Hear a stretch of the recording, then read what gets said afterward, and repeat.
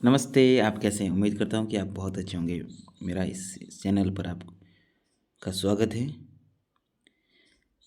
और मैं आज आपको कक्षा 6 की जो एनसीईआरटी की पुस्तक है, वो पढ़ाऊँगा।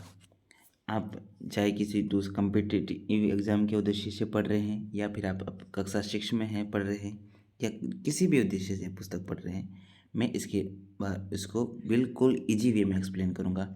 मैं सेकंड ईयर का स्टूडेंट हूँ और मुझे चीज़ें एक्सप्लेन करनी और टीचिंग में मुझे बहुत ही इंटरेस्ट है। तो चलिए मैं आज आपको ये पूरा का पूरा चैप्टर इस वीडियो में ख़त्म करके समझाऊँगा। देखिए, ये चैप्टर इसका नाम है कि देखिए, क्या, कब, कहाँ और कैसे। अब इसका तुम नाम देख के पता लो, इसका नाम है कि हमारे अतीत। 3 पुस्तकें चलती है कक्षा 6 में। हमारे अतीत पार्ट 1 और कक्षा 7th में पार्ट 2 और कक्षा 8 में पार्ट 8 नाम करके ऐसे 3 पुस्तकें चलती है। अब इसका नाम है कि क्या, कब, कहाँ और कैसे। इसका मतलब इसका नाम है कि हमारे अतीत यानी जो हमारे पहले जो भी हमारे पूर्वज रहे हैं, वो क्या थे, उनके रहने की संस्कृति कैसे थी, उनके जो जीवन निर्वाह के तरीके कैसे थे, वो अपने डेली लाइफ कैसे जीते थे। जो आज हम जीवन जी रहे हैं ना, वो कहीं ना कहीं उनकी देन है। वो जिस प्रकार संस्कृति अपनाई है, उसी संस्कृति के ऊपर हम चल रहे हैं। जो वो नियम बनाकर चले गए, उसी नियम पर आज हम चल रहे हैं। तो उनके वो कैसा जीवन जीते थे, वो हमारे अतीत के बारे में सारे के सारे इस पुस्तक में हैं। तो चलिए शुरू करते हैं। रशीदा बैठी अखबार पढ़ रही थी। रशीदा नाम की लड़की है, वो बैठी अखबार पढ़ रही थी। अचानक उसकी निगाह एक सुर्खी पर पड़ी जो 100 साल पहले था। वह सोचने लगी कि ये कोई कैसे जान सकता है कि इतने वर्षों पहले क्या हुआ था। अब एक प्यारी सी बच्ची थी जिसका नाम था रसीदा। वो एक कोई सुर्खी वगैरह पढ़ रही थी और उस पर कुछ 100 साल पुरानी थी। वो ये सोच रही कि कैसे हो सकता है कि कोई इतने पहले क्या हुआ वो जान लेता है। वो बताए तो नादान कम उम्र की बच्ची थी और उसके दिमाग में एक ऐसा क्वेश्चन आया। फिर देखिए कैसे पता लगाए। अब देख ली ये हेडिंग, देखिए कैसे पता लगाए आखिर ये जानने के लिए कि कल क्या हुआ था। तुम हम हम देखे अपने आसपास कैसे पता करते हैं कि कल क्या हुआ था। पर वो हमें या तो किताबों के माध्यम से, या हम रेडियो सुनते हैं, टेलीविज़न देखते हैं, फिर अखबार पढ़ते हैं। साथ ही ये जानने के लिए कि पिछले साल क्या हुआ था, तुम ऐसे व्यक्ति से बात कर सकते जो उस समय की स्मृति में हो। लेकिन बहुत पहले क्या हुआ था ये कैसे जाना जा सकता है। अब ये कह रहा है कि हम मान लीजिए 1 महीने पहले क्या हुआ था, वो तो हम उस आदमी से पूछ सकते हैं जिसे कुछ उसके बारे में याद हो। लेकिन मैं कहता हूँ कि 200 साल पहले क्या हुआ था, तो 200 साल का तो कोई जीवित व्यक्ति भी नहीं है, तो उसे कैसे पता लगाएंगे। है ना। तो चलिए आगे बढ़ते हैं। अतीत के बारे में हम क्या जान सकते हैं। अतीत के बारे में हम क्या जान सकते हैं। अतीत के बारे में बहुत कुछ जाना जा सकता है। जैसे लोग क्या खाते थे, कैसे कपड़े पहनते थे, किस तरह के घरों में रहते थे।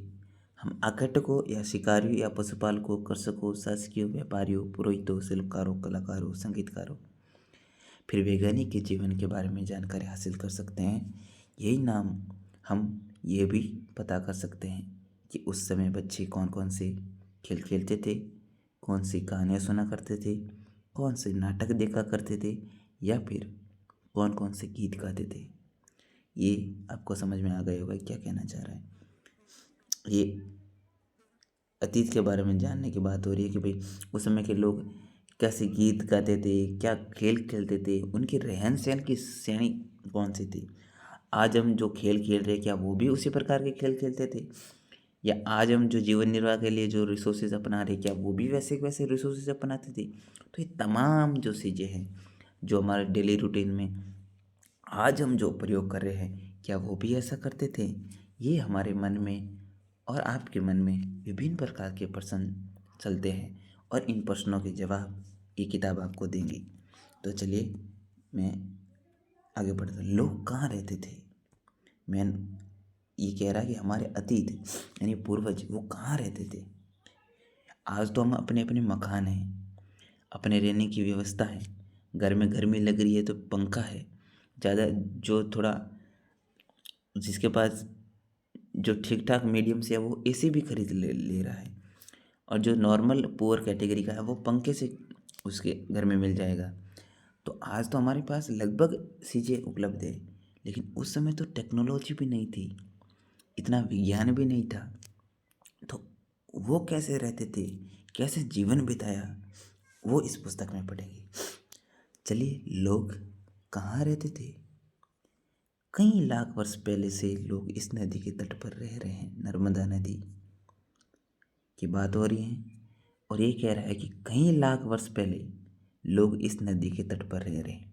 यहाँ रहने वाले आरंभिक लोगों में से तो कुछ कुशल संग्राहक थे, जो आसपास के जंगलों की विशाल संपदा से परिचित थे और अपने भोजन के लिए जड़ों, फलों, जंगल के अन्य उत्पादों का यहीं से संग्रह किया करते थे, और वे जानवरों का आखेट शिकार भी करते थे। मुख्य बात यह आई कि लाखों वर्ष पहले क्या था कि एक नर्मदा नदी है, इसके किनारे या इसके तट पर लोग रह रहे थे, और आरंभिक लोगों में से कुछ तो यहाँ पर कुशल संग्राहक भी थे और कुछ आखेटक थे, यानी जो शिकार करने वाले थे। आखेट का मतलब होता है शिकार करना, और अन्य उत्पादों का भी यहीं से संग्रह करते थे। और नदी के किनारे रहने का उनका उद्देश्य ये था कि उनके जो डेली रूटीन में अपने जो व्यक्ति होता है उसके दैनिक जीवन में महत्वपूर्ण एक चीज़ होती है, वो होती है जल, और उसके बिना उसका जीवन पॉसिबल भी नहीं होता है।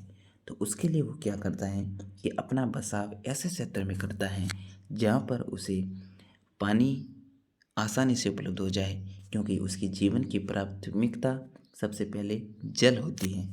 तो चलिए आगे बढ़ते हैं। उम्मीद करता हूँ कि मैं जो बोल रहा हूँ आप एकदम सटीक रूप से समझ पा रहे हैं, ये आशा करके मैं आगे बढ़ता हूँ। अब तुम उत्तर पश्चिम की सुलेमान किरदर पहाड़ियों का पता लगाओ। देखिए, ये आपको कह रहा है कि तुम ऐसा करो। तो देखते हैं कहाँ है भाई सुलेमान। ये देखिए, हमारे पास उपमहाद्वीप प्राकृतिक भारत का नक्शा है, प्राकृतिक मानचित्र इसका नाम है, और ये कहता है कि उत्तर पश्चिम की बात हो रही है। तो हम कहाँ जाएंगे? ये तो भाई पूर्वी हिस्सा हो गया, ये उत्तर का हो गया, ये दक्षिण का हो गया, और ये पूर्व का हो गया। तो कह रहा है कि उत्तर पश्चिम में जाओ, तो ठीक ये इस क्षेत्र की बात कर रहा है। और कौन सी पहाड़ी पूछ रहा है हमें? ये कह रहा है कि तुम उत्तर पश्चिम की सुलेमान और किरदर का पता लगाओ। तो ठीक है, हम ये ढूंढ ली सुलेमान की पहाड़ियाँ। ये देख लो, ये रही सुलेमान की पहाड़ियाँ, उत्तर पश्चिम की सुलेमान की पहाड़ियाँ मिल गई हमें। और ये रही किरदर की, जो अभी देखिए इस नक्शे से देखकर पता चल रहा है कि ये जो राजस्थान पहले एक भारतीय उपमहाद्वीप था, जो पाकिस्तान का भी बंटवारा नहीं था, और ये एकजुट था पूरा का पूरा। लेकिन अब जब 1947 के बाद भारत का विभाजन हो गया, उसके उपरांत ये जो सुलेमान की पहाड़ियाँ हैं, किरदर की पहाड़ियाँ हैं, ये जस्ट इस पाकिस्तान की जो बाउंड्री है इसके नज़दीक हैं। तो ये आपको और हमें पता लग गया। चलिए आगे बढ़ते हैं। जैसा उसने पूछा था हमने वैसा कर दिया। ठीक है भाई। अब देखिए, इसी क्षेत्र में कुछ ऐसे स्थान हैं जहाँ लगभग 8,000 वर्ष पूर्व स्त्री पुरुषों ने सबसे पहले गेहूँ तथा जौ जैसी फसलों को उपजाना आरंभ कर दिया। अब कह रहा है कि जो मैंने मानचित्र में आपको नक्शा दिखाया, उसी क्षेत्र में कुछ ऐसे स्थान हैं जहाँ लगभग 8,000 वर्ष पूर्व, 1,000 नहीं, 2,000 नहीं, 3 नहीं, 8,000 वर्ष पूर्व महिला और पुरुषों ने सबसे पहले, बात हो रही है, गेहूँ जौ जैसी फसलों का उपजाना आरंभ कर दिया। यानी गेहूँ और जौ की फसलें जो खेती करनी आरंभ कर दी। तो आपको यदि क्वेश्चन आए कि सबसे पहले गेहूँ और जौ या जो भी फसल या खेती उपजाना आरंभ कहाँ से हुआ, तो कहेंगे कि सुलेमान और जो किरधर की पहाड़ियाँ हैं वहाँ से सबसे पहले 8,000 वर्ष पूर्व महिला और पुरुषों ने वहाँ से आरंभ कर दिया था। चलिए आगे बढ़ते हैं। बिल्कुल सरल बात है और आपको उम्मीद करता हूँ कि समझ में आ रही होगी। उन्होंने भेड़, बकरी, गाय, बैल जैसे पशुओं को पालतू बनाना शुरू किया। ये पहले की बात है, 8,000 वर्ष पूर्व पहले की बात है। भेड़ बकरी आज भी पालते हैं, उस समय भी पालते थे, लेकिन हमारे दिमाग में कभी कभी क्वेश्चन नहीं आता है कि आज हम भेड़ बकरी पाल रहे हैं, क्या ये हमारी पीढ़ी की देन है या आज से पहले भी लोग पालते आ रहे हैं।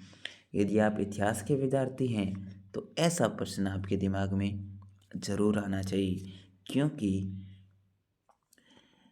हमारे अंदर यदि क्वेश्चन पूछने की जिज्ञासा नहीं होगी, हमारे दिमाग में क्वेश्चन खड़े नहीं होंगे, तो हम उत्तर भी कैसे पता लगा पाएंगे।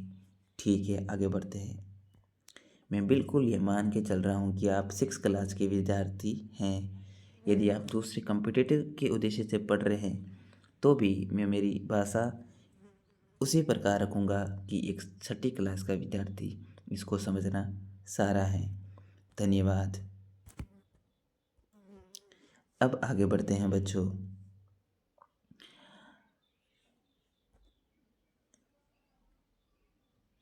उत्तर पूर्व में गारो तथा मध्य में भारत में विंध्य पहाड़ी का पता लगाओ। अभी हमें कह रहा है कि तुम इस उपमहाद्वीप में जाकर उत्तर पूर्व में तो गारो का पता लगाओ और मध्य में विंध्य की पहाड़ी का पता लगाओ। तो चलिए भाई चलते हैं। ये देख लो, ये हमें मिल गई विंध्य की पहाड़ियाँ। ये बिल्कुल जो ये गुजरात, यहाँ पर मध्य प्रदेश का जो एरिया है यहाँ पर ये पड़ती हैं। और गारो की पहाड़ियाँ ये रही इस साइड में। इसने पूर्व का पूछा था तो पूर्व में गारो की पहाड़ियाँ मिल गई और विंध्य की पहाड़ियाँ कहाँ मिल गई, मध्य प्रदेश में मिल गई। उम्मीद करता हूँ कि आप समझ पाए होंगे।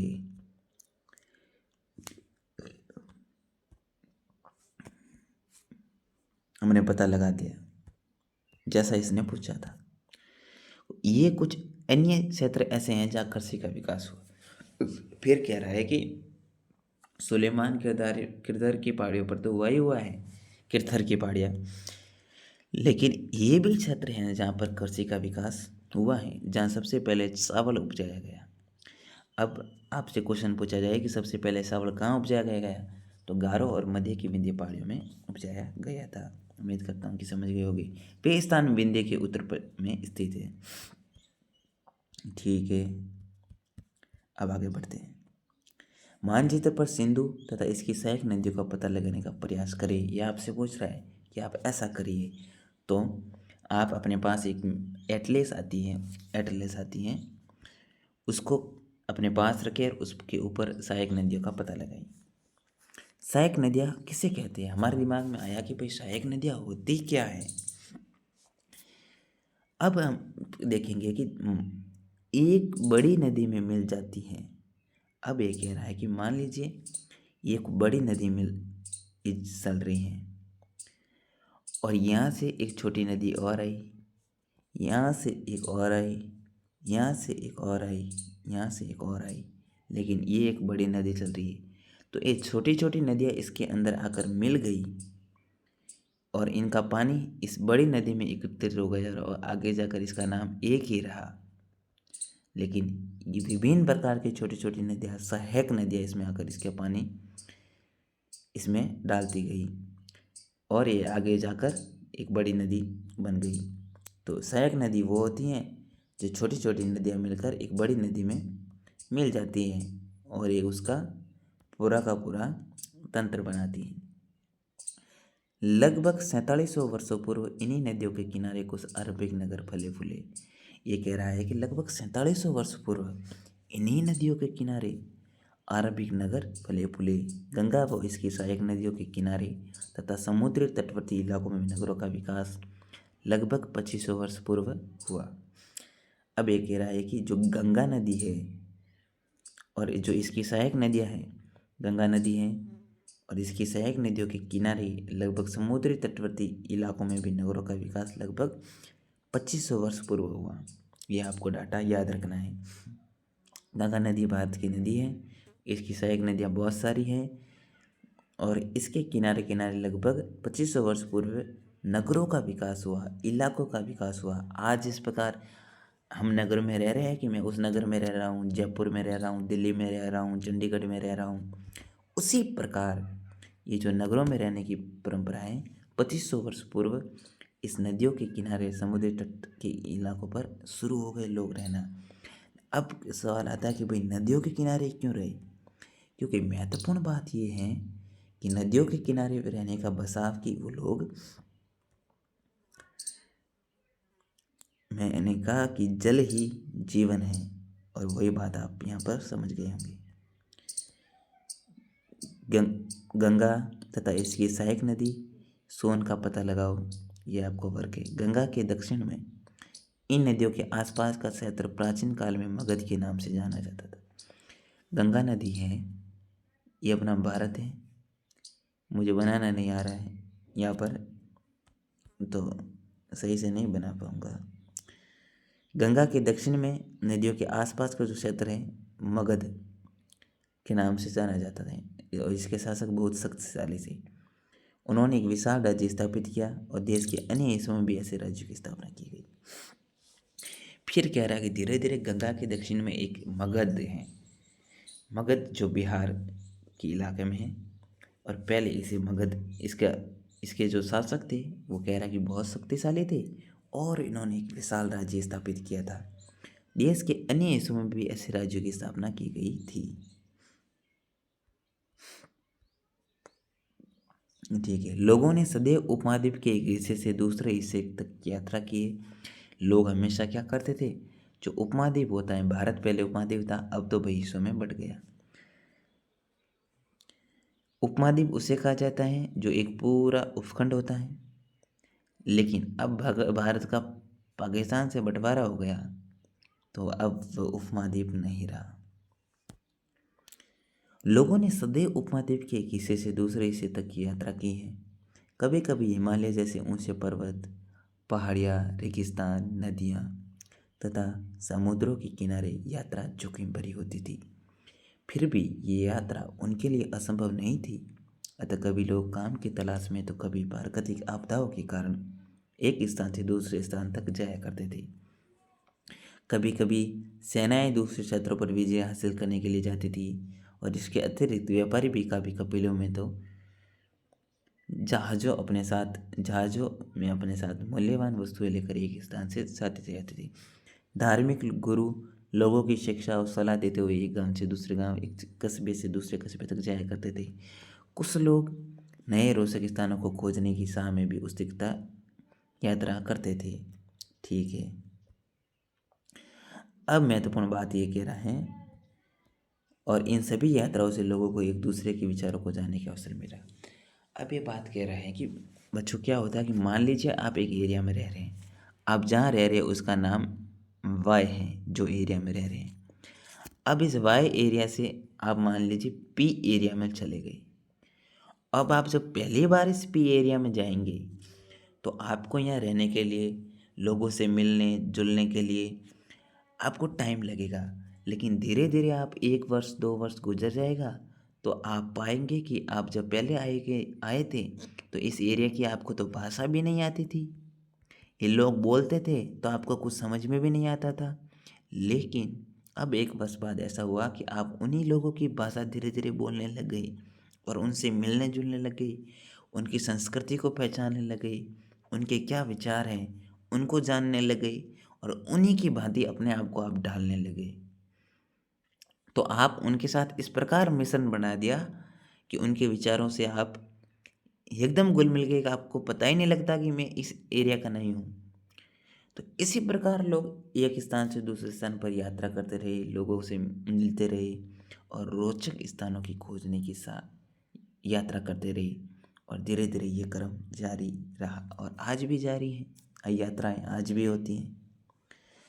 अब हमारे हमारे दिमाग में एक क्वेश्चन आता है कि लोग यात्राएं क्यों करते हैं। भाई, यात्रा करने का क्या उद्देश्य है। आप और हम भी डेली यात्राएं करते हैं। कोई शिक्षा के उद्देश्य से किसी दूसरे शहर में जाकर बस जाता है, कोई व्यापार के उद्देश्य से, या फिर कोई अन्य उसका उद्देश्य होता है उस स्थान की यात्रा करने का। कोई उस स्थान पर जो लुभावना कोई एरिया होता है वहाँ पर वो जाकर यात्रा करने का मनोरंजन के उद्देश्य से भी जाता है। तो चलिए एक बार फिर से मानचित्र एक को देखिए। पहाड़ियाँ, पर्वत, समुद्र इस उपमहाद्वीप की प्राकृतिक सीमा का निर्माण करते हैं। ये कह रहा है कि उपमहाद्वीप जो भारत का जो था उसको हम एक बार फिर से देखें तो ये पहाड़ियाँ इनके प्राकृतिक रूप से सीमाएं बना रही हैं। किरदर की पहाड़ियाँ देखी, सुलेमान की देखी, ये पहाड़ियाँ ही एक नेचुरल सीमा क्रिएट कर रही हैं, ऐसा बोल रहा है। हालांकि लोगों के लिए इन सीमाओं का पार करना, अब कह रहे हैं कि जो पहाड़ियाँ हैं इनको पार करना आसान नहीं था। मान लीजिए ये भारत है, मैं ऐसे आपको समझाने के लिए बना दिया ये भारत है। अब भारत के यहाँ पर कोई एक पहाड़ी है। अब कोई भी लोग यहाँ से भारत में एंटर करना चाहेगा तो उसे इस पहाड़ी को पार करके आना पड़ेगा, और पहाड़ी को पार करने में बड़ा जोखिम का काम होता है, रिस्क का काम होता है। गिर गए तो पूरी जान चली जा सकती है, जो उनके साथ जो भी धन वगैरह मूल्यवान चीज़ें होती है वो भी खो सकती हैं। तो बहुत मुश्किल होता है। जिन्होंने ऐसा चाहा वे ऐसा कर सके, वे पर्वतों की ऊंचाई को छू सके, गहरे समुद्रों को पार कर सके। उपमहाद्वीपों के बाहर से भी कुछ लोग आए हैं, यही बस गए हैं। लोगों की इस आवागमन ने हमारी संस्कृति और परंपराओं को समृद्ध बनाया। समझ में आ गया होगा आपको। कई सौ वर्षों से लोग पत्थरों को तराशने, संगीत रचने और यहाँ तक कि भोजन बनाने के लिए नए नए तरीकों एक दूसरे के विचारों को अपनाते रहे। ये आपको समझ में आ गया होगा, उम्मीद करता हूँ। चलिए आगे बढ़ते हैं। देश के नाम,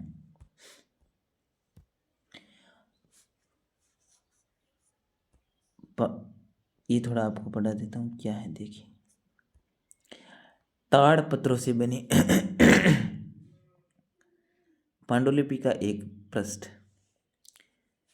ये पांडुलिपि लगभग 1000 वर्ष पहले लिखी गई थी। किताब बनाने के लिए ताड़ के पत्तों को काटकर उनके अलग अलग हिस्सों को एक साथ बांध दिया जाता था। अब आपके दिमाग में सवाल आया होगा कि आपके हाथ में जो पुस्तक है वो कैसे बनी। तो इसका जवाब आपको इस किताब ने दे दिया। आज इस पुस्तक को बनाने का तरीका अलग हो सकता है, मशीनों के माध्यम से बनती है, लेकिन ये मशीनों के माध्यम से बनने का क्रम आज का नहीं है। ये पहले शुरुआती दौर में इसके बनने का क्रम कोई अलग था। और ये आपको यहाँ पर बता रहा है कि पांडुलिपि लगभग 1000 वर्ष पहले लिखी गई थी। लगभग आज से 1000 वर्ष पहले लिखी गई थी। किताब बनाने के लिए जो ताड़ के पत्ते होते हैं उनको काटा जाता था और अलग अलग हिस्सों को एक साथ बांध दिया जाता था। भुरुज पेड़ की साल से बनी ऐसी ही एक पांडुलिपि को तुम देख सकते हो। ठीक है, ये देख लो। ये कह रहे हैं ये जो पांडुलिपि है ये भुरुज पेड़ है, उसकी जो छाल होती है ये देख लो, उससे बनी है एक। ये देख लो पांडुलिपि, और इस पर इशारा लिखावट का काम हुआ है। आपको समझ में आ गया होगा। अब ये पढ़ते हैं। देश के नाम, अपने देश के लिए हम प्राय इंडिया, भारत जैसे नामों का प्रयोग करते हैं। इंडिया शब्द इंडस से निकला है, जिसे संस्कृत में सिंधु कहा जाता है। अपने एटलस में ईरान और यूनान का पता लगाओ। लगभग 2500 वर्ष पूर्व उत्तर पश्चिम की ओर से आने वाले ईरानियों और यूनानियों ने सिंधु को हिंदोस तथा इंदोस या इस नदी के पूर्व में स्थित भूमि प्रदेश को इंडिया कहा है। भारत नाम का प्रयोग उत्तर पश्चिम में रहने वाले लोगों के समूह के लिए किया जाता था और इस समूह का उल्लेख संस्कृत की आरंभिक लगभग 3500 वर्ष पुरानी कृति ऋग्वेद में मिलता है और बाद में इसका प्रयोग देश के लिए होने लगा। अब हमारे जो भारत का नाम क्या है, इसका क्या प्रोसेस था, वो आपको पता लग गया। ये कह रहा कि अपने देश को आज हम इंडिया या भारत कहते हैं। आखिरकार इसका नाम कैसे पड़ा, तो कह रहा है कि इंडिया शब्द है वो इंडस से निकला है, इंडस, जिसे संस्कृत में, और इस इंडस को संस्कृत में सिंधु कहा जाता है। लगभग 2500 वर्ष पूर्व उत्तर पश्चिम, जो भारत का उत्तर पश्चिम एरिया है, जो राजस्थान या उत्तर जो पश्चिम एरिया है, जो उसमें आने वाले जो ईरानी थे, यूनानी थे, जो वहाँ पर जो ईरान और यूनान के जो लोग आए थे, उन्होंने जो सिंधु, वहाँ पर सिंधु नदी बहती है, और सिंधु को हिंदोस अथवा इंदोस का, उनको कहना तो था सिंधु, लेकिन उनने उसकी अक्सर की सही से जो प्रोनाउंसिएशन होता है वो नहीं करने के कारण उसको हिंदोस अथवा इंदोस जैसे शब्द कह दिए, और इस नदी के पूर्व में स्थित भूमि प्रदेश को उन्होंने इंडिया कहा। भारत नाम का प्रयोग भी उत्तर पश्चिम में रहने वाले एक समूह के लिए किया जाता था। ये उत्तर पश्चिम एरिया है भारत का, उस समूह के लिए भी भारत नाम का प्रयोग किया जाता था।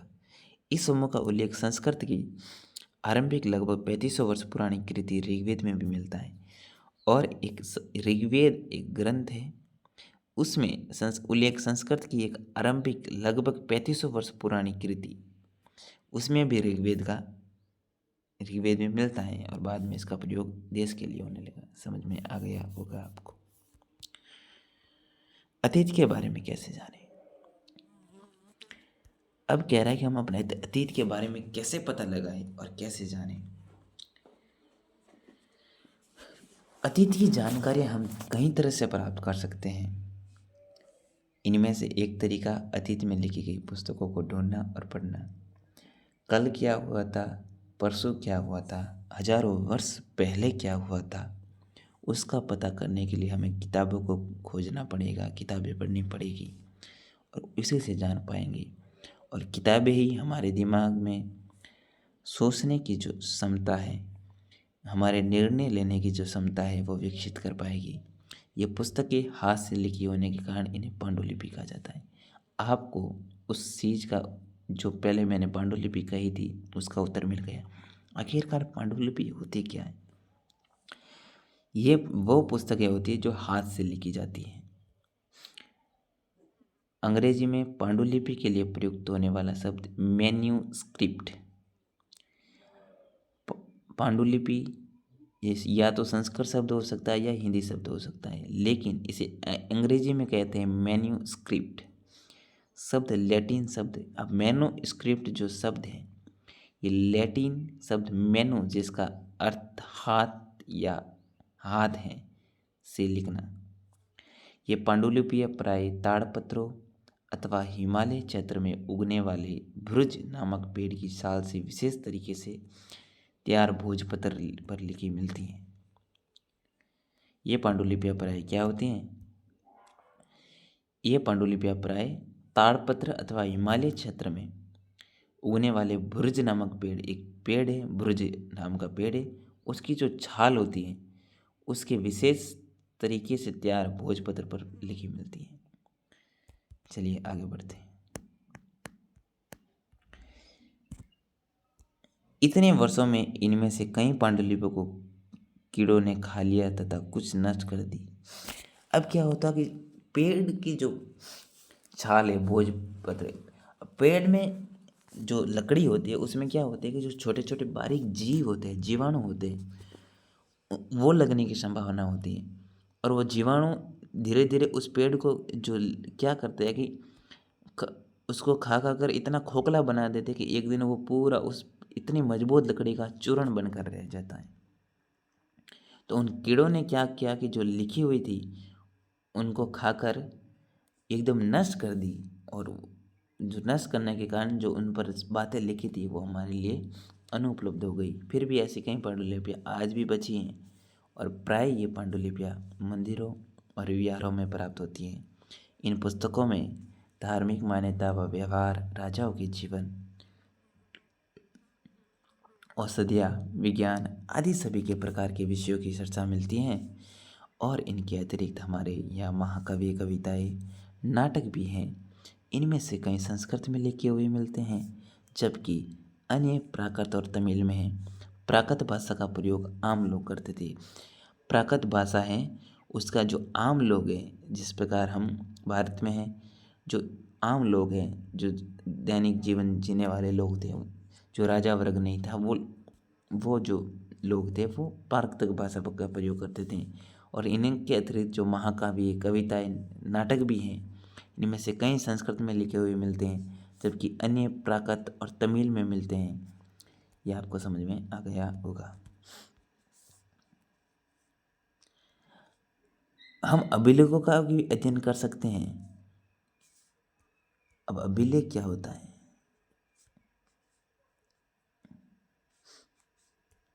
हम अभिलेखों का भी अध्ययन कर सकते हैं। ऐसे लेख पत्थर अथवा धातु जैसी अपेक्षाकृत कठोर सतहों पर उत्कीर्ण किए गए। अभिलेख क्या है कि ये क्या है कि जो पत्थर हो गया, कठोर, या जो सतह हैं, धातु जो सतह हैं, जो कभी नष्ट नहीं हो सकती, कठोर सतह पर लिखे गए हैं, अभिलेख हैं।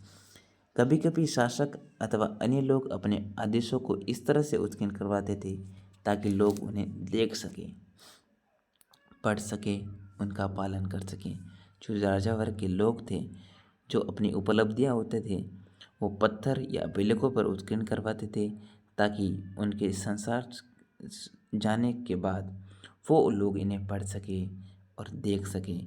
और हमारी जो वो जब इस संसार को छोड़कर चले जाएंगे तो हम जनरेशन आएगी एक दिन, हमारा भी जो समय है वो चले जाने के बाद हम जो भी पुस्तकें लिखेंगे या अपने कर्मों से जो भी किताबें लिखेंगे, वही किताबें दूसरों के लिए उपलब्ध हो गई और वो उनका अध्ययन करेंगे ताकि लोग देख सकेंगे कि कुछ अन्य प्रकार के अभिलेख भी मिलते हैं जिनमें राजाओं और रानियों सहित अन्य स्त्री पुरुषों ने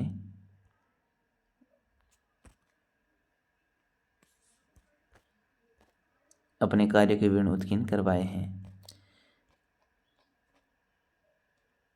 प्राय शासक लड़ाइयों में अर्जित विजयों का भी लेखा जोखा रखते थे। कोई शासक किस एरिया पर विजय प्राप्त की, कहाँ पर वह जीता, वो भी उनका क्या करते थे, लेखा जोखा रखते थे।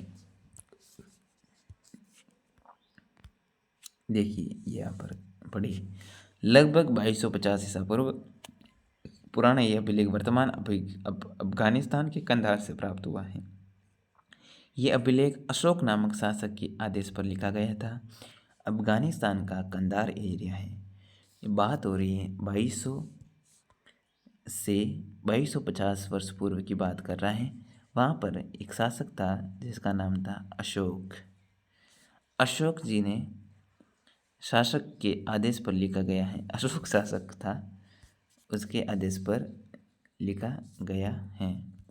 क्या लिखा गया भाई, इसमें देख लेते। ये रहा अभिलेख, ये देखो लो, इसको ध्यान से देखो तुम, ये पत्थर पर लिखा हुआ है। अब ये उस समय की जो लैंग्वेज थी उस लैंग्वेज पर ये लिखा गया है। इस शासक के तुम में 8 में पढ़ोगे। जब तक हम कुछ लिखते हैं तब तक हम किसी लिपि का प्रयोग करते हैं। लिपियाँ अक्षरों अथवा संकेतों से बनी होती हैं। जब हम कुछ बोलते हैं अथवा पढ़ते हैं तब हम एक भाषा का प्रयोग करते हैं। अब आपके दिमाग में आएगा कि भाई लिपि क्या होती है। अब हम भाषा बोलते हैं हिंदी, लेकिन हिंदी की लिपि क्या है, तो आप कहेंगे देवनागरी। तो लिपि क्या होती है कि वो अक्षर अथवा संकेतों से बनी होती हैं जो हम बोलते हैं, और उन्हीं से धीरे धीरे वो लिपि से एक लैंग्वेज कन्वर्ट हो जाती है। ये अभिलेख इस क्षेत्र में प्रयुक्त होने वाली यूनानी, अरामीक नामक दो भिन्न लिपियों तथा भाषाओं में है। अब आपको ये समझने लाना है कि ये जो अशोक का अफगानिस्तान से कंधार से लगभग 2250 वर्ष पूर्व प्राप्त हुआ है, ये इस क्षेत्र में प्रयुक्त होने वाली यूनानी तथा अरामीक नामक दो भिन्न लिपियों में भाषा है। ये जो आपको दिख रहा है, ये देख लो, इस पर एक तो भाषा है जिसका नाम है यूनानी, और एक लिपि है में एक इन से निर्मित है। ये आपको पूरा का पूरा याद रखना है। चलिए आगे बढ़ते हैं। क्या तुम बता सकती हो कि कठोर सतह पर लेख लिखवाने के क्या लाभ थे? ऐसा करने में क्या कठिनाई आती थी? अब ये क्वेश्चन पूछ रहा है कि क्या तुम बता सकती हो कि कठोर सतह पर लेख लिखवाने के क्या लाभ थे? ऐसा करवाने में क्या क्या कठिनाई आती थी? देखिए, उस समय की जो तकनीकें देखें तो पत्थर पर लेख लिखवाने का एक लाभ था कि वो लंबे समय तक उपलब्ध रहेगा और जब तक पत्थर नष्ट न होगा तब तक वो लिखा उपलब्ध रहेगा। लकड़ी पर लिखवाने का एक लाभ ये नहीं था कि लकड़ी सड़ जाती है और सड़ने के बाद वो जो लिखी बातें हैं वो हमेशा हमेशा के लिए नष्ट हो जाती हैं, लेकिन पत्थर उपलब्ध रहता है। ये इसका एक मुख्य लाभ था। चलिए आगे बढ़ते हैं। इसके अतिरिक्त अन्य कई वस्तुएं अतीत में बनी और प्रयोगों में लाई जाती थी। ऐसी वस्तुओं का अध्ययन करवाने वाला व्यक्ति पुरातत्वविद कहलाता था। देखिए, इस शब्द को आप ध्यान से पढ़ेंगे। अन्य कई वस्तुएं अतीत में बनी और प्रयोगों में लाई जाती थी। ऐसी वस्तुएं जो जो जो अतीत में वस्तुएं बनी हैं उनका जो अध्ययन करेगा वो कौन है? पुरातत्वविद है। पुरातत्वविद पत्थर और ईंट से बनी इमारतों के। चलिए आगे बढ़ते हैं। अब देखिए, एक प्राचीन नगर से प्राप्त पत्र हैं। इस तरह के पत्रों का प्रयोग 2700 वर्ष पूर्व होता था। एक पुराना चांदी का सिक्का। इस तरह के सिक्कों का प्रयोग लगभग 2500 वर्ष पूर्व होता था और हमारे द्वारा आज प्रयोग में आने वाले सिक्कों से ये सिक्का कैसे भिन्न है। अब देखिए, ये एक सिक्का है, ये एक है और एक पात्र है। ये पात्र है जो 4700 वर्ष पूर्व होता था और एक पुराना चांदी का सिक्का है और 2500 वर्ष पूर्व ये प्रयोग में होते थे।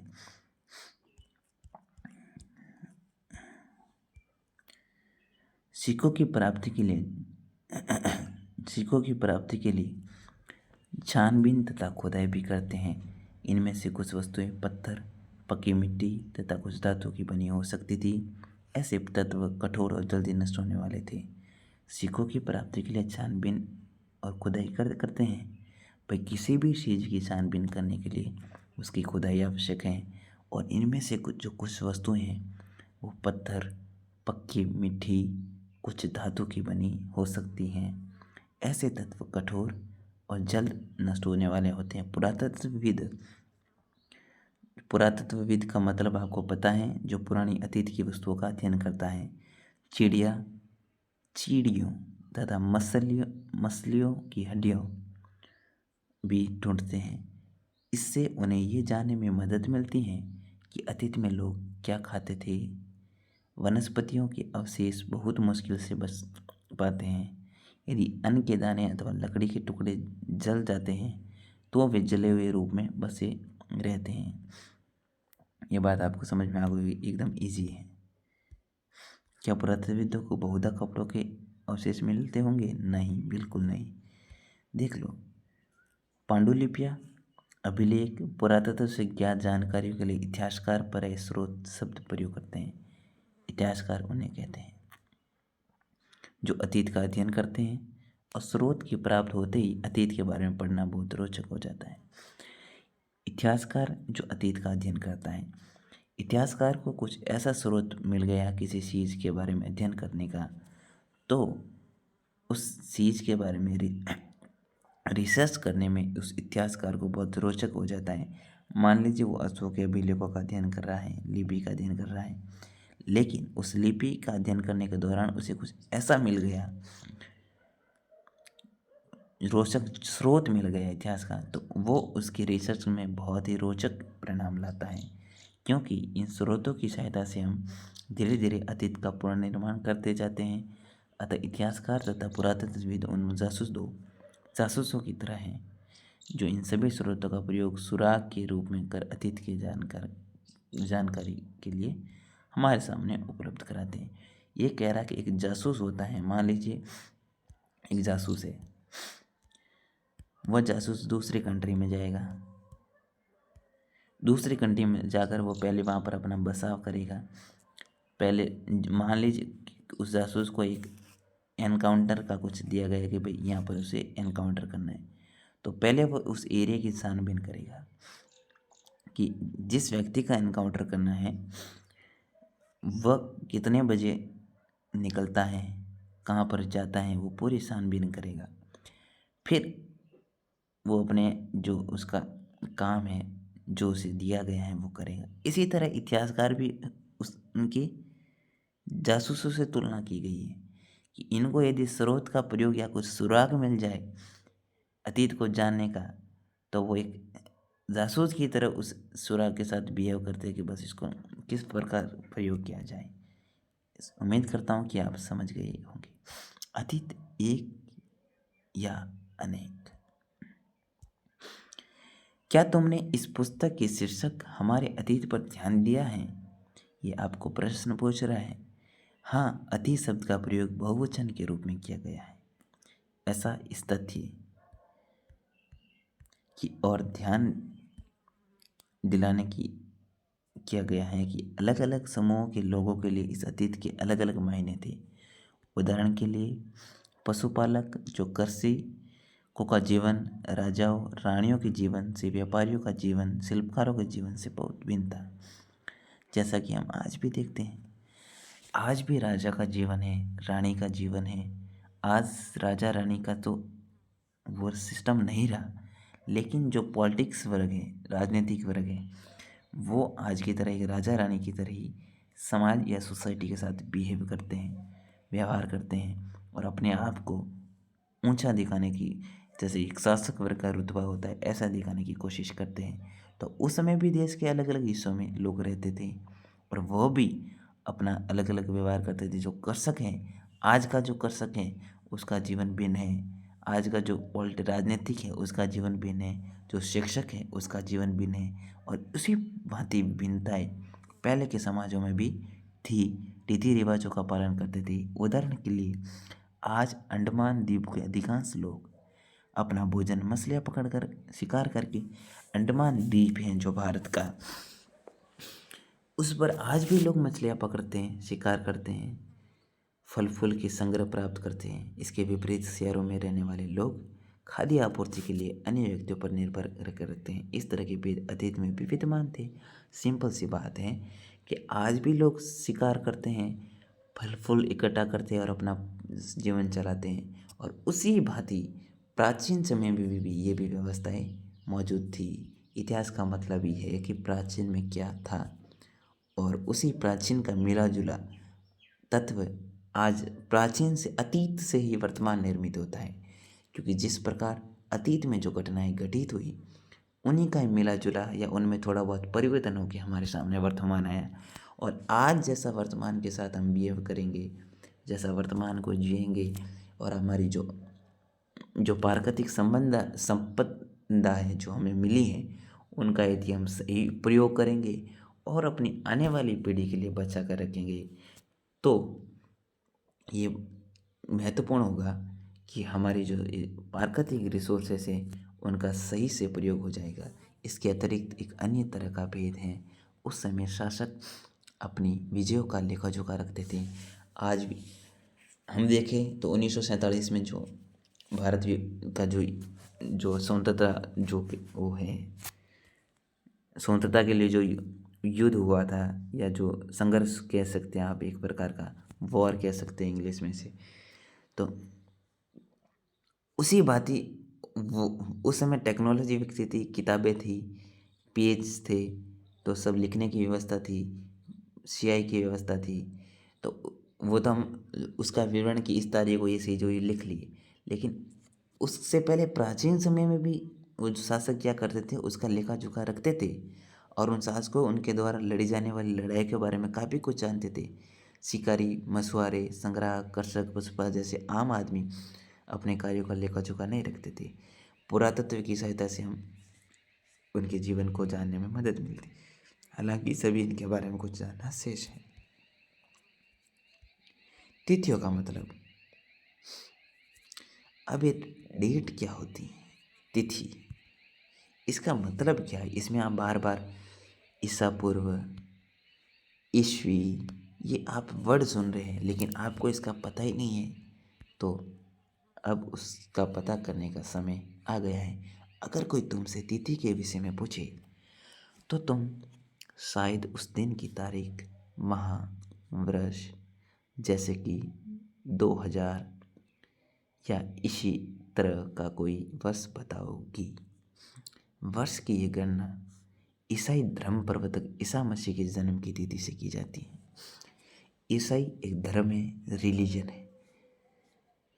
उनके प्रवर्तक का मतलब होता है कि उसके जो संपादक जिसने इस धर्म को आगे चलाया उसका नाम था ईसा मसीह। उनके जन्म की तिथि से ही की जाती है। किसकी की जाती है?